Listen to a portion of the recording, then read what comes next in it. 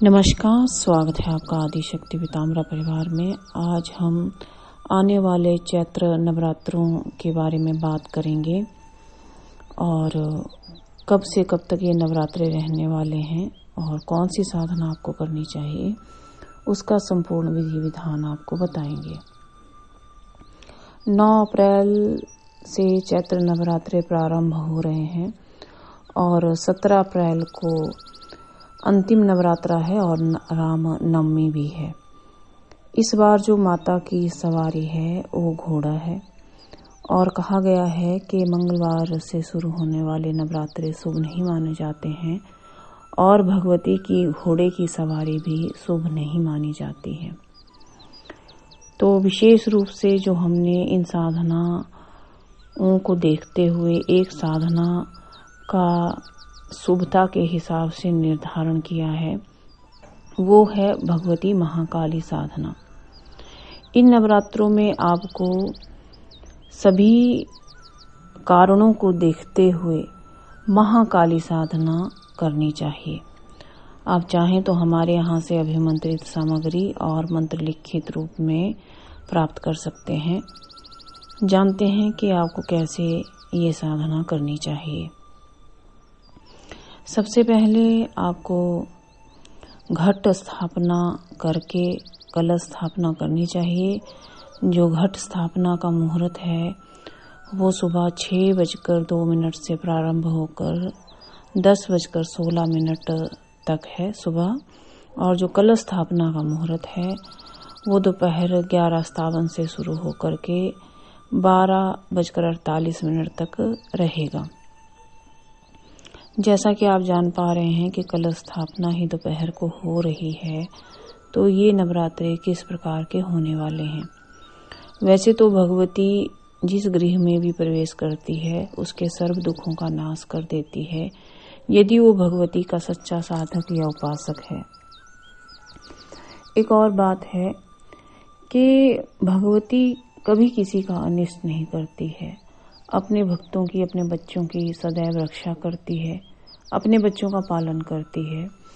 तो ये बात आप अपने मन में बिल्कुल भी ना बिठाएं कि भगवती इस बार घोड़े पे सवार होके आ रही है तो किसी प्रकार का कोई अशुभ होने वाला है। नहीं, ऐसा नहीं है।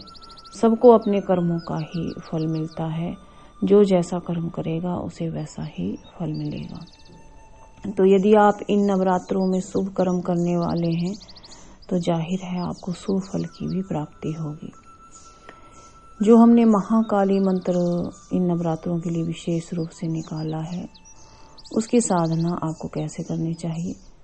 घट स्थापना और कलश स्थापना के बाद आपको चाहे तो आप जो दिया है वो साधना के समय ही जलाएं या फिर आप अखंड दिया भी जला सकते हैं।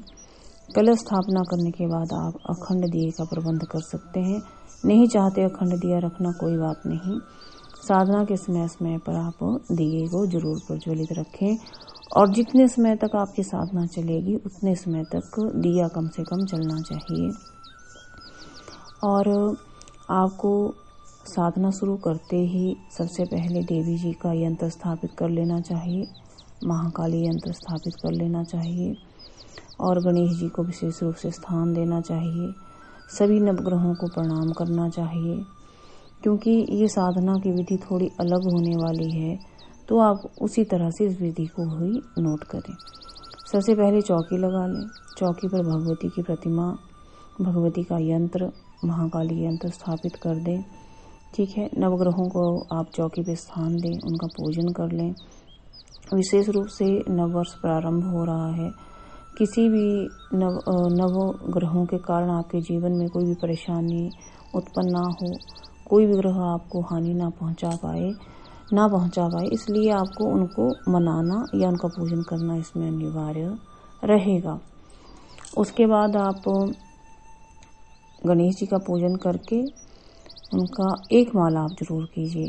चाहे गणेश जी का कोई भी मंत्र हो, आपने जो अपने गुरु से लिया हो, जैसे ओम श्री गणेशाय नमः, गं गणपते नमः, वक्रतुंडाय नमः, या जो भी मंत्र आपको अपने गुरु के मुख से प्राप्त हुआ है, एक मंत्र का आप चुनाव करके उसको कर सकते हैं।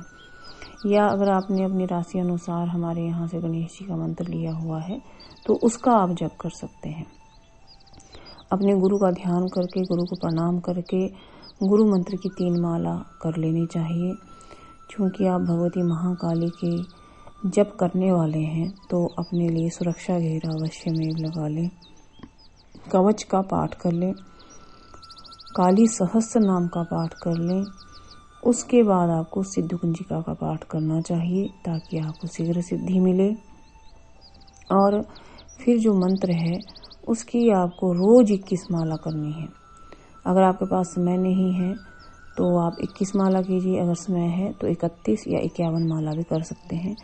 51 माला से अधिक करने अगर आप करना चाहते हैं तो कर सकते हैं, नहीं तो 51 माला पर्याप्त है। समय नहीं है तो 21 माला कर लीजिए। रात्रि काल में ही इसे साधना आपने करनी है शाम को, और रात्रि 9 बजे के बाद करें तो ज़्यादा अच्छा है। जब आपकी माला, जो मैं आपको महाकाली मंत्र बताऊंगी, उसका जब वो माला आप पूर्ण कर लेते हैं, उसके बाद आप भगवती का ध्यान करते हुए, भगवती को प्रणाम करते हुए, क्षमा प्रार्थना करने के बाद आपको उनकी आरती करनी चाहिए और कम से कम 45 मिनट तक ध्यान अवस्था में बैठना चाहिए। अगर आपका ध्यान लग पाता है तब भी अच्छी बात है, नहीं लग पाता है तब भी अच्छी बात है। हो सके तो इसमें आपका करादी सहस्त्र नाम का पाठ आपको इसमें करना चाहिए। इसमें आप गुरु की विशेष आज्ञा लेकर के, सामग्री मंगा करके आप ये साधना कर सकते हैं। अगर आप हमारे यहाँ से साधना सामग्री मंगाना चाहते हैं तो उसी में ही ये मंत्र आपको उत्कीर्णित करके प्रदान किया जाएगा। क्योंकि जो मैं मंत्र बताने वाली हूँ उस मंत्र में कीलन लगा हुआ है, वो मंत्र कीलित है भगवान शिव के द्वारा। मंत्र है क्रीम क्रीम हुम हुम हरिम हरिम, महाकाली क्रीम क्रीम हुम हुम हरिम हरिम स्वाहा। ये मंत्र है। इस मंत्र को आप अपनी सामग्री में लिखित रूप में प्राप्त कर सकते हैं। विशेष रूप से आपको ये साधना इसलिए भी करनी चाहिए, ना आप अगर साधना कर पाएं तो जो लोग साधना नहीं कर पाते हैं, व्रत नहीं रख पाते हैं, उन्हें इस जो मंत्र मैंने आपको बताया, सुबह 11 माला, रात को 11 माला आपको अवश्य में कर लेनी चाहिए। ठीक है, क्योंकि देखिए जो इस बार भगवती की नव वर्ष प्रारंभ होने पर जो सवारी है वो मुख्य है, उसका प्रभाव आने वाला है। विपदा आएंगी, दुष्ट लोगों पर आती हैं, या जिनके ग्रह योग कुछ खराब होता है उनके ऊपर भी विपदा आती है, कष्ट मिलता है, प्राकृतिक आपदाएं भी आती हैं, तो कोई ना कोई कारण आपको प्रभावित कर सकता है। तो भगवती महाकाली ही है जो आपको इन आपदाओं से बचा सकती है। और मंत्र मैंने आपको बता दिया है। इस मंत्र को आप लिखित रूप में हमारे यहाँ से प्राप्त कर सकते हैं। यदि आप यहाँ से सामग्री ऑर्डर करेंगे उसमें खुद ये मंत्र आपके नाम से आएगा, उसमें आपको अपना डिटेल देना पड़ेगा। इसमें आपको हवन करना रहेगा। आप चाहो तो दुर्गाष्टमी के दिन यानी 16 अप्रैल को आप हवन कर सकते हो, चाहो आप 17 अप्रैल को दुर्गा नवमी के दिन या राम नवमी के दिन भी आप इसका हवन कर सकते हो। ये आपके ऊपर निर्भर है कि आप 21 माला करोगे, 31 करोगे, 51 करोगे। ज़्यादा भी कर सकते हो, लेकिन कम माला और अच्छे से की जाने वाला का ही महत्व है। अपनी सुरक्षा के लिए, अपने परिवार की सुरक्षा के लिए और शुभ मंगल कामना के लिए या विशेष इच्छा पूर्ति के लिए भी आप ये मंत्र जाप कर सकते हो। भगवती काली सिद्धि देने वाली है। भगवती काली सर्वप्रथम सभी देवियों में सबसे पहले दर्शन देने वाली है। भगवती की कृपा साक्षात अपने भक्तों के ऊपर होती है और भगवती ही ऐसी देवी है जो सबसे दयालु और सबसे उग्र भी है। ये भक्तों के कर्मों और जप के ऊपर ही निर्भर करता है कि भगवती उनको कैसा आशीर्वाद देती है। इस साधना के वैसे तो बहुत सारे लाभ हैं, लेकिन फिर भी मंगल कामना के उद्देश्य से ये आपको करना चाहिए। पहला तो ये है कि भगवती का शुभ आशीर्वाद मिलता है, आपके जो भी अब तक के जो कार्य रुके हुए होते हैं वो बनते हैं, आपके जीवन में पूरा वर्ष कोई भी दुर्घटना घटित नहीं होती है, आकर्षण आप किसी का भी कर पाते हो, शत्रु परेशान अगर आपको करते हैं तो उनका स्वयं ही उच्चाटन हो जाता है। आप वैसे भी नवरात्रों से जब ये साधना प्रारंभ कर देते हो तो आप इसको आगे नव वर्ष शुरू होने के बाद आप पूरा वर्ष भी इसको कर सकते हो। ऐसा नहीं है कि आप नवरात्रों में ही कर सकते हो। सामग्री तो आपके पास होता ही है। आप जब भी आपका मन करे आप दिन बार हमसे शुभ समय पूछ करके ये साधना नवरात्रों के बाद भी संपन्न कर सकते हो।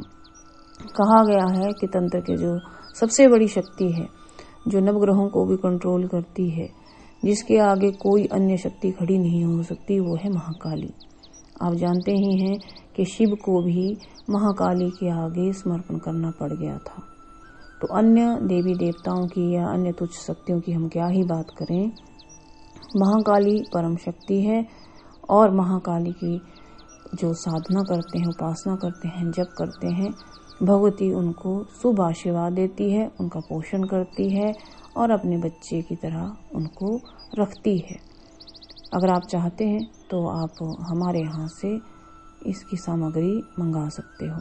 बाकी किस प्रकार आपको व्रत रखना चाहिए, घर स्थापना का मुहूर्त, कलश स्थापना का मुहूर्त, किस प्रकार आपको दिनचर्या रखनी चाहिए, इसके ऊपर शीघ्र ही मेरा वीडियो आएगा, आप उसको सुन सकते हैं।